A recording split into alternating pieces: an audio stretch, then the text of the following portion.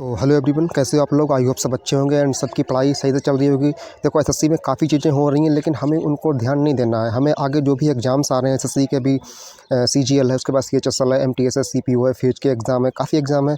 तो उनमें हमें ध्यान लगाना है अपना। इसी के लिए मैं आज जो स्टैटिक जीके के लिए जो भी इसकी स्ट्रेटजी क्या रहनी चाहिए उसके लिए वीडियो लेके आया हूँ मैं। और ये कंप्लीट वीडियो है, जीएस के ऊपर नहीं है, ये static GK only and only static GK के ऊपर वीडियो है। और सारी चीज़ें मैंने इसमें कवर की हैं। और लास्ट में इसमें कुछ ऐसे मैंने टॉपिक्स लिए हैं जिनका हम अलग से कोई सब्जेक्ट नहीं बना सकते। तो वो काफ़ी टॉपिक हैं, उनके सवाल अगर आप में से कोई मॉक टेस्ट देता होगा प्रीवियस ईयर में तो आपको मिलते होंगे। तो मैंने वो लास्ट में सारे एक साथ ले लिए हैं। तो प्लीज़ आप इस वीडियो को पूरा देखें और लास्ट तक वीडियो में बने रहें। तो चलिए वीडियो को स्टार्ट करते हैं। तो सबसे पहले बात करूंगा मैं इस वीडियो में हमें कवर क्या करना है। सबसे पहली बात, स्टैटिक जीके तैयार कैसे करनी है। दूसरा क्वेश्चन है कि वेटेज कितनी रहती है, किस टॉपिक की कितनी वेटेज रहती है, और प्रेजेंट जो रिसेंटली एग्जाम हो रहे हैं इसमें कितना पूछ रहा है एसएससी। तीसरा है कि सिलेबस क्या रहने वाला है। और ये एसएससी ही नहीं, एनटीपीसी रेलवे हो गया या जो भी एग्ज़ाम जिसमें भी स्टैटिक जीके आ रही है उन सारी एग्ज़ाम के लिए ये इंपॉर्टेंट है। ये ना समझना केवल एसएससी के लिए ही इंपॉर्टेंट है। तो थर्ड थिंग हो गई कि सिलेबस क्या रहने वाला है। तो तीसरा हो गया इंपॉर्टेंट टॉपिक्स क्या रहेंगे। चौथा है प्रीवियस ईयर रिपीटेड क्वेश्चन, मतलब कितने क्वेश्चन आ रहे हैं, रिपीटेड हो भी रहे हैं या नहीं रिपीट हो रहे हैं। चौथा डिफ़िकल्टी लेवल कितना है, जो डिफ़िकल्टी लेवल है पहले से इंक्रीज़ हुआ है, डिक्रीज़ हुआ है, कैसा है डिफ़िकल्टी लेवल, जो कि 2019, 20, 18 में आ रहा था और जो 21, 22, 23, 24, 25 में अभी चल रहा है, उसका हम कंपैरिजन करेंगे। तीसरा है बुक, जो बेस्ट बुक्स हैं, हमें किन किन बुक्स पर ध्यान देना चाहिए और क्या सोर्सेज फॉलो करने चाहिए जिससे कि हमारा स्टैटिक जीके स्ट्रॉन्ग रहे। तो मेरे हिसाब से ये ब्रीफ जो मैंने दिया है एक्सप्लेनेशन, ये काफ़ी रहेगा। और हम सीधे चलते हैं कि अब डिस्कस करेंगे एक एक चीज़ को लेकर, एक एक टॉपिक को, एक एक सब्जेक्ट को लेकर कि हमें क्या करना कैसे चाहिए। तो चलिए स्टार्ट करते हैं। देखो मैंने यहाँ इंपॉर्टेंट टॉपिक्स उठाए हैं। जैसे कि पहला टॉपिक है सेंसस, यानी कि जो भी सेंसस से रिलेटेड क्वेश्चन है वो कैसे क्वेश्चन बनते हैं। देखो एक तो करंट से और हिस्ट्री दोनों मिला के करंट से क्वेश्चन बनाता है सेंसस से। और ये चीज़ें मैंने काफ़ी मतलब रिसर्च की हैं, उसके बाद मैं यहाँ ये सारी पीपीटी बनाई है, उसके बाद मैं आप लोगों के सामने ये पेश कर रहा हूँ। तो सेंसस से जितने भी मैंने मॉक टेस्ट लगाए हैं, प्रीवियस ईयर मैंने क्वेश्चन देखे हैं। तो जो करंट रिलेटेड, करंट से मतलब जोड़ता है हिस्ट्री को। अब हिस्ट्री में देखो जैसे 2011 का सेंसस अभी हुआ, ये सेंसस काफ़ी इंपॉर्टेंट सेंसस रहा है 2011 का। उसमें बहुत सारी चीज़ें पूछता है, कभी पुरुष की परसेंटेज पूछ लेगा, ठीक है, कहीं कभी साक्षरता दर पूछ लेगा। ये ऐसी सारी चीज़ें, बहुत सारी चीज़ें पूछता है। 2011 वाली जनगणना जो हुई है उससे बहुत सारी चीज़ें पूछता है। तो इसके अलावा जो अगर हम बात करें हिस्ट्री की, तो हिस्ट्री में देखो क्या क्या हुआ था। तो अगर हम हिस्ट्री की बात करें, देखो जैसे कि मायो ने जो सेंसस कराया था 1872 में, उसके बाद रिपन ने जो कंप्लीट सेंसस कराया, जो 72 वाला सेंसस था वो कंप्लीट नहीं था जो मैंने कराया था। उसके बाद रिपन ने सेंसस कराया था जो कि 1881 वाला कंप्लीट सेंसस था। तो ये क्वेश्चन जो है मतलब ये पक्का क्वेश्चन है, ये मतलब हिस्ट्री में क्वेश्चन हिस्ट्री का बन जाता है और सेंसस में भी हम इसको डाल सकते हैं। तो ये क्या हो गया, ये हिस्ट्री भी जोड़ रहा है और करंट भी जोड़ रहा है। करंट में जैसे जो 2011 वो भी हिस्ट्री हो गया, लेकिन करंट में भी सारी चीज़ें चलती रहती हैं सेंसस से रिलेटेड, उनको भी जोड़ता है सेंसस से। तो ये सेंसस के बारे में आप समझ लीजिए, यहाँ से क्वेश्चन आते हैं। देखो इसमें बहुत ज़्यादा क्वेश्चन नहीं पूछता है, लेकिन क्वेश्चन जरूर आता है सेंसस से। 1 से 2 क्वेश्चन जरूर रहेगा, और ऐसा नहीं है बहुत सारे क्वेश्चन है, लेकिन 1-2 क्वेश्चन जरूर रहेगा सेंसस से। तो ये आप देख लीजिए, सेंसस हो गया। इसके अलावा जो अगला टॉपिक है इंपॉर्टेंट, सारे टॉपिक मैंने सब पहले इंपॉर्टेंट ही लिए हैं, उसके बाद थोड़े जो इंपॉर्टेंट है उनको लिया है। और ये मतलब जो है रिपीटेड टॉपिक्स हैं, जैसे कि आर्ट एंड कल्चर। अब मैं कह सकता हूँ the most important art and culture, जो पूरा स्टेट जीके को घेरे हुए है, आर्ट एंड कल्चर। और इसमें एक चीज़ नहीं, इसमें बहुत सारी चीज़ें आती हैं आर्ट एंड कल्चर में, जैसे कि डांसेस हो गए, फोक डांसेस हो गए, क्लासिकल डांसेस हो गए। अब पूछता क्या है इसमें, देखो पहले क्या पूछता था, उससे सीधे पूछ लिया कथकली कहाँ का नृत्य है, गरबा कहाँ का है, कालबेलिया नृत्य कहाँ का है। आजकल क्या पूछ रहा है कि वो आपसे पूछेगा कि जैसे कि भरतनाट्यम हो गया तो इसकी मुद्राएं बताइए, कथकली हो गया इसकी कितनी मुद्राएं हैं करने की, ठीक है, ये किस भगवान को समर्पित है। ये इस तरह के क्वेश्चन पूछ रहा है, डेप्थ में क्वेश्चन पूछ रहा है। तो मैं ये वीडियो इसीलिए बना रहा हूँ कि आपको ये चीज़ समझाऊँ कि क्वेश्चन आ कहाँ से रहा है। जो पहले क्वेश्चन पूछता था और जो आज क्वेश्चन पूछ रहा है, उसमें धरती आसमान का उसने अंतर कर दिया है। तो ये सारी चीज़ें हो गई, ये मैंने बताया डांसेस के बारे में, और अभी आगे भी देखेंगे और सारी चीज़ों को इसी तरह से एक्सप्लेन करेंगे। चलिए, तो अब हम डांस के बाद आर्ट एंड कल्चर में ही बात करते हैं फेस्टिवल्स की। देखो फेस्टिवल्स में पहले क्वेश्चन पूछता था कि जैसे उसने पूछ लिया कि हरेला त्यौहार किस राज्य में मनाया जाता है, या बिहू किस राज्य में मनाया जाता है। इस तरह के क्वेश्चन पूछता था पहले, अगर हम पहले की बात करें तो एसएससी में।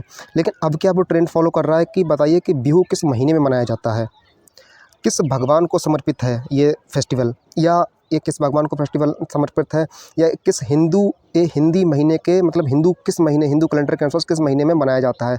अब क्वेश्चन इस तरह से पूछ रहा है, ये आपको बिहू में ही पूछ लेगा, आपको ये पूछेगा ही नहीं किस राज्य का त्यौहार है, असम का त्यौहार निम्न में से कौन सा, ये क्वेश्चन ही नहीं पूछेगा। अब क्वेश्चन ये डीप से कर रहा है। अगला हम स्लाइड देखते हैं। डांस और फेस्टिवल के बाद में अगला इंपॉर्टेंट जो टॉपिक है वो क्या, तो अगला जो हमारा इंपॉर्टेंट आर्ट एंड कल्चर का टॉपिक रहने वाला है वो है आर्ट एंड इंस्ट्रूमेंट। देखो आर्ट एंड इंस्ट्रूमेंट से वही क्वेश्चन है, नॉर्मल क्वेश्चन अभी भी चल रहा है, क्योंकि इसमें बना ही क्या सकते हैं क्वेश्चन आर्ट एंड इंस्ट्रूमेंट से, बस ये है कि डीप क्वेश्चन पूछता है। जैसे कि इंस्ट्रूमेंट में आपको तबला हो गया नहीं पूछेगा, बांसुरी कम, जैसे हरिप्रसाद चौरसिया का संबंध बांसुरी से है, ये क्वेश्चन कम पूछता है। जैसे कि मृदंगम पूछ लिया, ठीक है। इसके अलावा बहुत सारी चीज़ें हैं, जैसे कि मृदंगम हो गया, ठीक, और पुखराज हो गया, ये सारी चीज़ें हैं, इनके बारे में पूछता है। और आर्ट एंड इंस्ट्रूमेंट बस ये हो गया, इसमें से नॉर्मल क्वेश्चन ही रहते हैं और कुछ खास क्वेश्चन इतने भी नहीं हैं। तो इसको मैंने देख लिया। अब इसके बाद हम अगला देखते हैं जो कि इंपॉर्टेंट क्या है।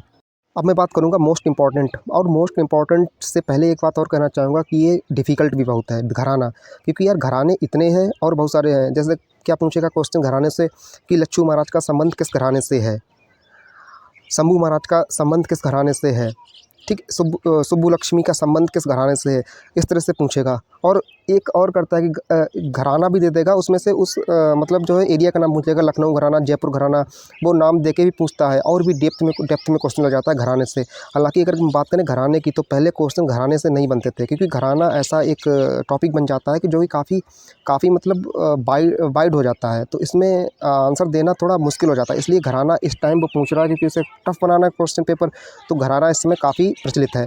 अगला देखते हैं, तो इसी में आर्ट एंड कल्चर में जो अगला है अवार्ड्स। अब देखो पहले क्या था कि अवार्ड के बारे में अगर हम बात करूँ तो वो सीधा क्वेश्चन करता था। जैसे कि नॉर्मल मैं क्वेश्चन आपसे पूछूं कि बताइए नीरज चोपड़ा को, जैसे नीरज चोपड़ा छोड़ो, आप सचिन तेंदुलकर को कौन सा अवार्ड मिला हुआ है, तो सब जानते हैं भारत रत्न मिला है, ठीक है। लेकिन अब वो क्या पूछेगा, जैसे कि मैं अश्विन का ही एग्जाम्पल ले लेता हूँ। अभी रिसेंट में अश्विन जी को पद्म भूषण मिला है, तो वो क्वेश्चन यहाँ से बना देगा, करंट से क्वेश्चन बनाएगा।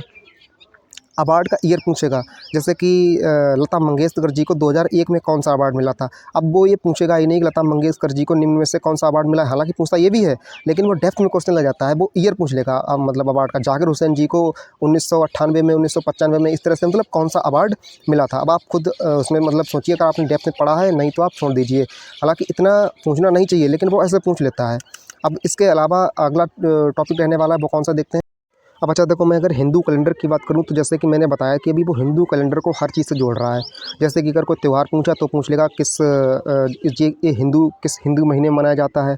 जैसे कि फॉर एग्जांपल मैं बात करूँ, रक्षाबंधन हिंदू कैलेंडर के अनुसार किस महीने में मनाया जाता है। अब वो पूर्णिमा भी दे देगा, अमावस्या भी दे देगा, और महीने का नाम भी दे देगा, श्रावण दे देगा, आषाढ़ दे देगा, भादो, इस तरह से वो महीने का नाम भी देगा और आपसे अमावस्या और ये पूर्णिमा भी देगा। तो हिंदू कैलेंडर से वो बहुत अच्छे क्वेश्चन बना रहा है, क्योंकि उसे पता है कि बच्चों को जनवरी, फरवरी, मार्च याद रहता है, लेकिन हिंदू कैलेंडर याद नहीं रहता है। तो ये खूब क्वेश्चन बनाता है वो हिंदू कैलेंडर से। और रक्षाबंधन वाले क्वेश्चन तो आप में से अगर किसी ने प्रीवियस ईयर सॉल्व किया होगा तो उसको क्वेश्चन मिले भी होंगे, रक्षाबंधन से उसने खूब क्वेश्चन बनाए हैं इस तरह के।